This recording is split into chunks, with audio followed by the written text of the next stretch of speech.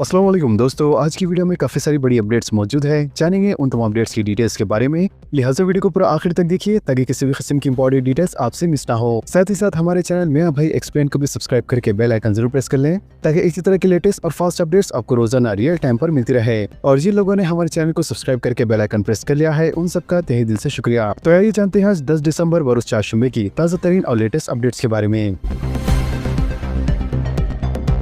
Malakpet flyover bridge पर हादसा, तालिब इल्म की मौत। मलकपेट फ्लाईओवर ब्रिज पर रोनुमा सड़क हादसे में एक तालिब इल्म जाँ बहक हो गया। चादरघाट पुलिस के मुताबिक 16 साल सुलेमान बिन सलाम, जो कि मलकपेट के रहने वाले थे, कल अपनी मोटरसाइकिल पर फ्लाईओवर ब्रिज से गुजर रहे थे कि इनकी गाड़ी बेकाबू हो गई, जिसके नतीजे में वो गिर पड़े। इन्हें जख्मी हालत में इलाज के लिए हॉस्पिटल मुंतकिल किया गया, जहाँ वो इलाज के दौरान जख्मों से जाबान ना हो सके।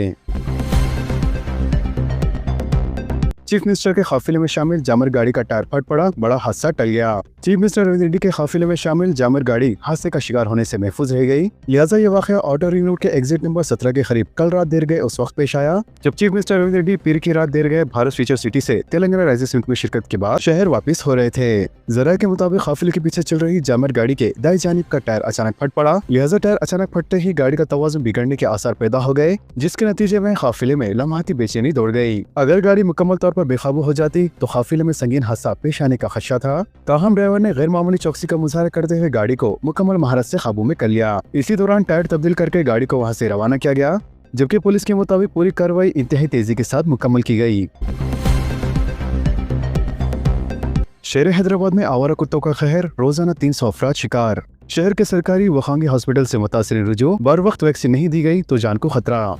शहर हैदराबाद में आवारा कुत्तों के काटने के वाक़यात एक संगीन अवामी मसले बनते जा रहे हैं, जहां रोजाना औसतन 300 से ज्यादा अफराद सरकारी हॉस्पिटल का रुख कर रहे हैं, जबकि खानगी हॉस्पिटल में इससे ज्यादा केसेस रिपोर्ट किए जा रहे हैं। तभी माहिरीन के मुताबिक शहर के तमाम सरकारी और प्राइमरी अर्बन हेल्थ सेंटर्स में एंटी रेबीज वैक्सीन और इम्यूनोग्लोबिन दस्तियाब रखा है ताकि मुतासिरीन को फौरी इलाज फराहम किया जा सके। आदाद शुमार के मुताबिक साल 2023 के दौरान फीवर हॉस्पिटल में तकरीबन 27,172 अफराद का इलाज किया गया, जिनमें 13 अफराद रेबीज के सबब हलाक हुए, जबकि साल 2024 में 29,000 मुतासिरीन हॉस्पिटल से रुजू हुए, जिनमें 16 की अमवात हुई। लिहाजा इस साल भी अब तक 24,000 मुतासिरीन का इलाज हो चुका है, जबकि कुत्ते के काटने से होने वाली रेबीज बीमारी से 34 लोगों की अमवात हुई है।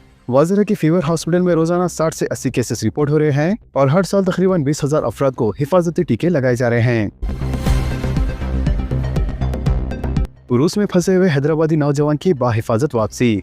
सदर मजलिस बैरिस्टर असदुद्दीन अवैसी की कोशिश कामयाब, अफराद खानदान का इजहार तशक्कुर। बैरिस्टर असदुद्दीन अवैसी सदर कुल हिंद मजलिस इत्तेहादुल मुस्लिमीन और रुकन पार्लियामेंट हैदराबाद की वज़ारत खारिजा से मुसलसिल और मौसम नुमाइंदगी के नतीजे में हैदराबादी नौजवान मोहम्मद अहमद की हैदराबाद की वापसी मुमकिन हो पाई है, जिन्हें धोखे के जरिए जबरदस्ती रूसी फौज में शामिल कर लिया गया था। बताया गया कि मोहम्मद अहमद को एक जॉब एजेंट ने इन्हें मुलाजमत फराहम करने का वादा करते हुए रूस रवाना किया, जिन्हें वहां जबरदस्ती रूसी फौज में शामिल कर लिया गया था। बिल आखिर वो बाहिफाजत वतन वापस पहुंच गए। वाज़ेह है कि मोहम्मद अहमद को मुबैना तौर पर मुंबई के एक जॉब एजेंट ने तामीराती काम का लालच देकर रूस रवाना किया था, लेकिन वहां पहुंचते ही इनसे जबरन फौजी मुआहदे पर दस्तखत कराए गए, जिसके बाद इन्हें रूसी फौज में शामिल कर दिया गया।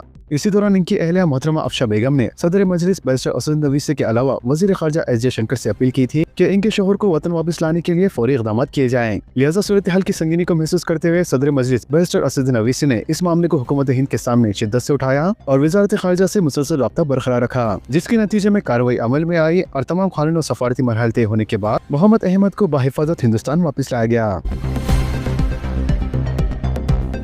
रेवंत रेड्डी हुकूमत के खिलाफ काबिल एतराज posters, BJP social media incharge गिरफ्तार। रेवंत रेड्डी हुकूमत को बदनाम करते हुए पोस्टर चस्पा करने के इल्जाम में एबिट्स पुलिस ने तेलंगाना बीजेपी के सोशल मीडिया इंचार्ज को गिरफ्तार कर लिया। लिहाजा मुलजिम की शनाख्त एस कमीराज के तौर पर की गई है। वाज़ेह है इसने ये पोस्टर्स गांधी भवन और आसपास के इलाकों में चस्पा किए थे और इस पोस्टर के जरिए हुकूमत को बदउनवानियों में मुलविस करार देते हुए बदनाम करने की कोशिश की गई थी। शहर और अजला में सर्दी की लहर में जबरदस्त इजाफा, अखली तरीन दर्जे हरारत 7.6 डिग्री। शहरी को एहतियाती तदाबीर का मशवरा। मौके मौसमियात की जानिब से जारी कुर्दा इंतबा के मुताबिक दोनों शहरों हैदराबाद और सिकंदराबाद के अलावा रियासत के कई अजला में सर्दी की लहर में जबरदस्त इजाफा रिकॉर्ड किया जाने लगा है और दर्जे हरारत में रिकॉर्ड की जाने वाली गिरावट के नतीजे में रात के औकात में शदीद सर्दी रिकॉर्ड की जाने लगी। लिहाजा महकमा मौसमियात ने जारी हफ्ते के दौरान दर्जे हरारत में मजीद गिरावट और आइंदा दिनों में सर्दी की लहर में इजाफे का इंतबा जारी करते हुए जर्द अलर्ट जारी कर दिया है। और कहा जा रहा है कि आइंदा दिनों में मौसम सरमा की शिद्दत में मजीद इजाफा रिकॉर्ड किया जाएगा। वाज़ेह है कि 9 दिसंबर की सुबह औलिन सातों में दोनों शहरों हैदराबाद और सिकंदराबाद के नौहाई इलाकों के अलावा दोनों शहरों के मुख्तलिफ इलाकों में भी दर्जे हरारत में जबरदस्त गिरावट रिकॉर्ड की गई है। लिहाजा महकमे मौसमियात के अहदेदारों ने तेलंगाना महकमे सेहत के अहदेदारों को जारी किए गए रहनुमाई खुतूत में महकमे सेहत से ख्वाहिश की है कि वो शहरियों के लिए सर्द लहरों से महफूज रहने और एहतियाती तदाबीर इख्तियार करने से मुताल्लिक़ उमूर पर उसूल ज़ाबित जारी करें, ताकि शहरों को महज मुतनवा करने के बजाय इन्हें एहतियाती तदाबीर के मुताल्लिक़ भी वाकिफ करवाया जा सके। हैदराबाद में आज से 65 नई इलेक्ट्रिक बसों का आगाज, किशन रेड्डी और पूनम प्रभाकर झंडी दिखाएंगे।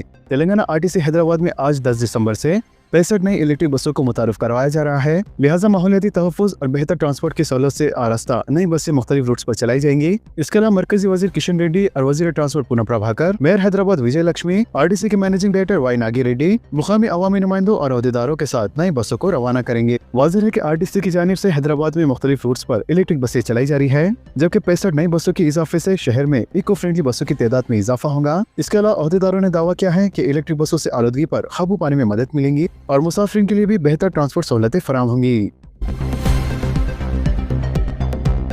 टीचर्स की गैर तदरीसी ड्यूटीज को खत्म करने का मुतालबा। Telangana state United teachers federation ने सोशल वेलफेयर स्कूल्स में बरसरकार टीचर्स पर इजाफी गैर तदरीसी ड्यूटीज डालने की सख्त मुखालिफत करते हुए अहदेदारों पर जोर दिया कि इनके इंसानी विखार को महफूज रखा जाए और इन पर काम के इजाफी बोझ को कम किया जाए। लिहाजा फेडरेशन के सदर सी रवि और जनरल सेक्रेटरी ए वेंकट ने स्कूल्स में रोजाना 3 टीचर्स को रात में क़याम करने और इतवार और तातीलात के दौरान 4 टीचर्स को ड्यूटी पर रहने के लिए हालिया हिदायत पर तनकीद की। चीफ मिनिस्टर रविंद्र रेड्डी का आज दौरा उस्मानिया यूनिवर्सिटी तलबा से खिताब। तरक्याती मंसूबे पर मुशावरत, तारीखी इमारतों के तहफ़्फ़ुज़ और नई इमारतों की तामीर का ऐलान की तवक्को। चीफ मिनिस्टर रविंद्र रेड्डी आज 10 दिसंबर को उस्मानिया यूनिवर्सिटी का दौरा करेंगे। वाज़ेह है कि उस्मानिया यूनिवर्सिटी के तरक्याती मंसूबों को खतियत देने के लिए चीफ मिनिस्टर ने यूनिवर्सिटी के दौरे का फैसला किया है, जिसके तहत वो तलबा और टीचिंग स्टाफ से मुस्तकबिल की जरूरतों के बारे में मुशावरत करेंगे। इसके अलावा आर्ट्स कॉलेज ग्राउंड पर रविंद्र रेड्डी तलबा से खिताब करेंगे। वाज़ेह है कि चीफ मिनिस्टर के ओहदे पर फायज होने के बाद रविंद्र रेड्डी का ये उस्मानिया यूनिवर्सिटी का दूसरा दौरा है। GHMC में बल्दियात की शमूलियत से अहदेदारों को मुश्किलात। GHMC में 27 अर्बन बल्दियाती इदारों के इंतजाम से पैदा होने वाले मसाइल बल्दिया के अहदेदारों के लिए एक चैलेंज बन गया है। सफाई, सड़कों, गलियों की देखभाल और तामीराती शोबे की इजाजत के अलावा प्रॉपर्टी टैक्स के हिसाब किताब पर भी अभाम है। वाज़ेह के इंतजाम शुदा 27 म्युनिसिपैलिटी के तहत जायदादों की तफसीलात CGG यानी सेंट्रल गुड्स गवर्नमेंट के जरिए GHMC के रिकॉर्ड में मुंतकिल कर दी गई है। लिहाजा इस तनाज़ुर में जायदाद टैक्स के हिसाब किताब के बारे में हुक्काम की जानिब से वाज़ेह न होने से अवाम और अफसरान दोनों में उलझन पैदा हो गई है। ये इस हकीकत की वजह से है कि प्रॉपर्टी टैक्स का हिसाब लगाने के 2 तरीके हैं। दरअसल GHMC हुदूद में किराए की कीमत की बुनियाद पर प्रॉपर्टी टैक्स वसूल किया जा रहा है, जबकि 27 म्युनिसिपैलिटीज में कैपिटल वैल्यू की बुनियाद पर प्रॉपर्टी टैक्स वसूल किया जा रहा है। तहम GHMC में 27 म्युनिसिपैलिटियों के निज़ाम से शहरों के बाशिंदों में एक ही इलाके में 2 तरह की जायदादें टैक्स जमा कराने पर उलझन है।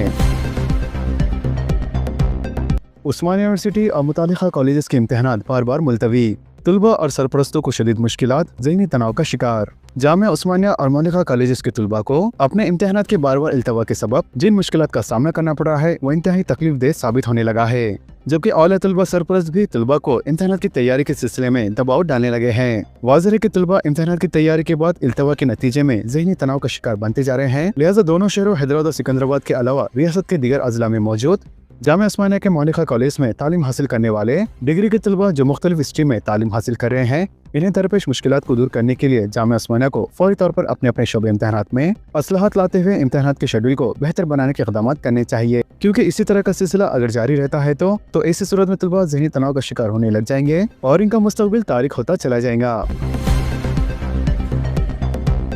SSC इम्तिहानात 14 मार्च से आगाज। आखिरी पर्चा 16 अप्रैल को सुबह 9:30 बजे तक दोपहर 12:30 बजे इनेकाद। SSC 2026 इम्तिहानात का शेड्यूल जारी कर दिया गया है, जो मुनफरिद होगा, क्योंकि मजमूई एतबार से 2026 SSC इम्तिहानात का टाइम टेबल 1 माह के अरसे पर मुहित है, जबकि इम्तिहानात महज 9 दिन के होंगे। लिहाजा बोर्ड ऑफ सेकेंडरी से जारी SSC इम्तिहानात का टाइम टेबल के मुताबिक इम्तिहानात का आगाज 14 मार्च 2026 से होगा, जो कि 16 अप्रैल तक जारी रहेगा। लिहाजा 14 मार्च को ज़बान अव्वल का पर्चा होगा, जबकि ग्रुप A के लिए होगा, और इसी दिन पार्ट 1 और पार्ट 2 के भी पर्चे अव्वल का इनेकाद अमल में आएगा, जो सुबह 9:30 बजे से शुरू होगा। फिर 18 मार्च को ज़बान दुआम का पर्चा होगा और इसके लिए भी औक़ात का सुबह 9:30 बजे से लेकर 12:30 बजे होगा।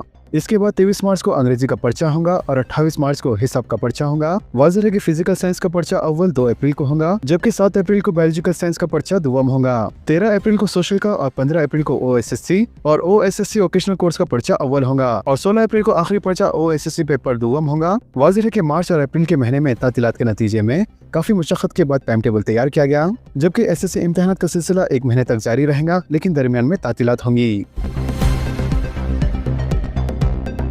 हैदराबाद में मटन, चिकन और मछली की फरोख्त में 200 ग्राम तक कमी। धोखाधड़ी का पर्दाफाश, सरकारी आउटलेट्स भी बेनकाब, इलेक्ट्रॉनिक कार्टों में छेड़छाड़। शहर हैदराबाद के मुख्तलिफ इलाकों में पाए जाने वाले बकरे के गोश्त के मटन, चिकन और मछली की दुकान में वजन के मामले में बड़े पैमाने पर धोखा दिए जाने के इंकशाफ हो रहे हैं।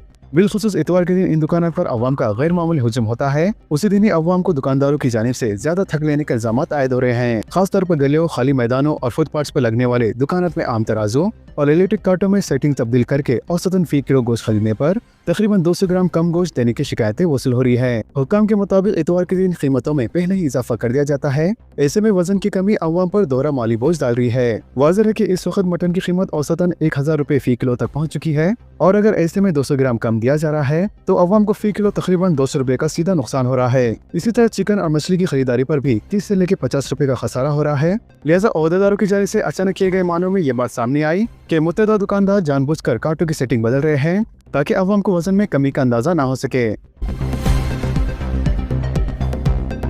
लाडली बहन योजना EKYC की तारीख में 31 दिसंबर तक तोसी। रियासती हुकूमत ने लाडली बहन योजना के मुस्तफिदीन के लिए EKYC की मुकम्मल करने की आखिरी तारीख बढ़ाकर 31 दिसंबर कर दी है। इसके साथ ही हुकूमत ने उन खातिन के लिए नजरसानी शुदा उसूल जारी किए हैं जो अपने शोहर या वालिद के आधार कार्ड के अदम मौजूदगी के बाद अपना EKYC नहीं कर पा रही थी। लिहाजा इन हालत में आंगनवाड़ी कारकुनों को सफारती खर्च जारी करने का हक दिया गया और इस सिलसिले में बाज़ाब्ता सरकारी ऑर्डिनेंस भी जारी कर दिया गया है। तहम ज़मीनी सतह पर इतलात के मुताबिक बहुत सी मुस्तफिदीन खातिन इन नए ख्वाहिश से नावाकिफ है, जिसकी वजह से गाँव की सतह पर नजरसानी शुदा अहकामात मौसर तरीके से नाफिज नहीं हो रहे हैं। वाज़ेह है कि रियासत महाराष्ट्र की जानिब से लाडली बहन स्कीम के तहत हर मुस्तफिदीन खातिन को माहाना 1500 रुपए की माली मदद की जाती है। चीफ मिनिस्टर ने तेलंगाना राइजिंग 2047 विजन दस्तावेज जारी किया। 2047 तक $3 ट्रिलियन अमेरिकी डॉलर की माशत का निशाना, तालीम और सोलार एनर्जी अहम तरजीह।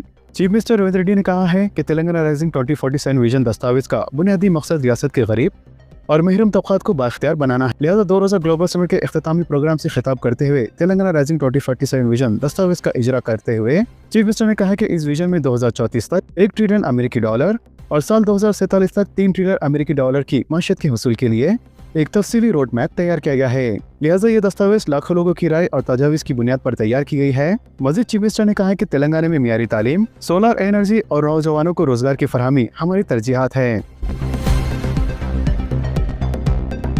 माइक्रोसॉफ्ट हिंदुस्तान में $17.5 बिलियन लगाएगा। एशिया में सबसे बड़ी सरमायाकारी, सत्य नाडेला की वजीर आजम नरेंद्र मोदी से मुलाकात। माइक्रोसॉफ्ट के CEO सत्य नाडेला ने मंगल की शाम वजीर आजम मोदी से मुलाकात की और अमेरिकी सॉफ्टवेयर कंपनी की एशिया में सबसे बड़ी सरमायाकारी का वादा किया, जो $17.5 बिलियन यानी तकरीबन 1.5 लाख करोड़ रुपए की होंगी। वाज़ेह है कि आर्टिफिशियल इंटेलिजेंस सलाहियतों के फरोग के लिए ये सरमायाकारी की जाएंगी। सत्य नाडेला ने कहा कि हिंदुस्तान में AI के मौके पर हौसला अफजाई बातचीत के लिए वजीर आजम नरेंद्र मोदी का शुक्रिया और मुल्क के एजाज की तायद के लिए माइक्रोसॉफ्ट $17.5 बिलियन का अहद कर रहा है, जो एशिया में हमारी सबसे बड़ी सरमायाकारी है। इमरान खान और PTI पर पाबंदी की करारदाद पंजाब असेंबली में मंजूर। पाकिस्तान की पंजाब असेंबली में मंगल को महरूज साबिक वजीर आजम इमरान खान और इनकी पाकिस्तान तहरीक इंसाफ पार्टी पर पाबंदी आयद करने से मुताल्लिक करारदाद मंजूर कर ली गई है और कहा कि दुश्मनी रियासत का आला बनने पर इनके खिलाफ कार्रवाई की जा रही है। जापान में 7.5 शिद्दत का ज़लज़ला, 30 जख्मी, सुनामी की वार्निंग वापस। जापानी हुकाम ने मंगल को 7.5 शिद्दत के ताकतवर ज़लज़ले के बाद जारी की गई सुनामी की वार्निंग वापस ले ली है। लिहाजा बरतानी खबर रसा एजेंसी रॉयटर्स के मुताबिक 7.5 शिद्दत के ताकतवर ज़लज़ले ने जापान के शुमाल मशरक़ी इलाकों को हलाक कर रख दिया है, जिसके नतीजे में कम से कम 30 अफराद जख्मी हो गए, जबकि तकरीबन 90,000 रिहायशियों को अपने घरों से बाहर निकलने पर मजबूर होना पड़ा। साबिक चीफ जस्टिस पर जूता फेंकने वाले वकील पर जूतों की बारिश। सुप्रीम कोर्ट के साबिक चीफ जस्टिस BR गोई पर जूता फेंकने वाले वकील राकेश किशोर को एक बार फिर शदीद रुसवाई का सामना करना पड़ा। लिहाजा मंगल के रोज दिल्ली के कोर्ट कॉम्प्लेक्स से कई सारे वकीलों ने इन्हें घेर कर जूतों से मारा।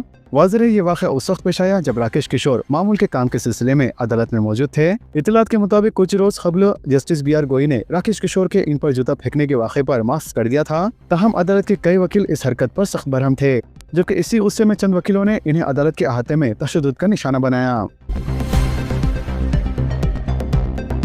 कर्नाटक के मंदिर में शादियों पर पाबंदी। कर्नाटक की दारुल हुकूमत बेंगलुरु के एक मंदिर के अहाते में शादियों के इनेकाद पर पाबंदी आयद कर दी गई है। एक मीडिया रिपोर्ट के मुताबिक ये फैसला तलाक के बढ़ते हुए मामलों के सबब किया गया है। लिहाजा चीफ मिनिस्टर कर्नाटक के दफ्तर में एक शख्स ने शिकायत दर्ज करवाते हुए दावा किया कि मंदिर के हुक्काम ने अहाते में इसकी शादी के इनेकाद की इजाजत देने से इनकार किया है। मंदिर के हुक्काम ने वजाहत की है कि वो अदालतों के चक्कर लगाना नहीं चाहते, क्योंकि जब शादी नाकाम हो जाती है और तलाक की कार्रवाई शुरू होती है तो मंदिर के हुक्काम को ही तलब किया जाता है। तो दोस्तों, इन तमाम खबरों से मुतालिक आप सबकी क्या राय है नीचे कमेंट बॉक्स में जरूर जाहिर करें, और इसी तरह के लेटेस्ट एंड फास्ट अपडेट्स के लिए हमारे चैनल के साथ जुड़े रहें। हमारे इस वीडियो को आपस में ज्यादा से ज्यादा शेयर करें और हमारे चैनल को सब्सक्राइब करके बेल आइकन प्रेस करना ना भूलें। तो मिलते हैं अगली वीडियो में काफी सारी नई अपडेट्स के साथ। जब तक के लिए अल्लाह हाफिज एंड सब्सक्राइब।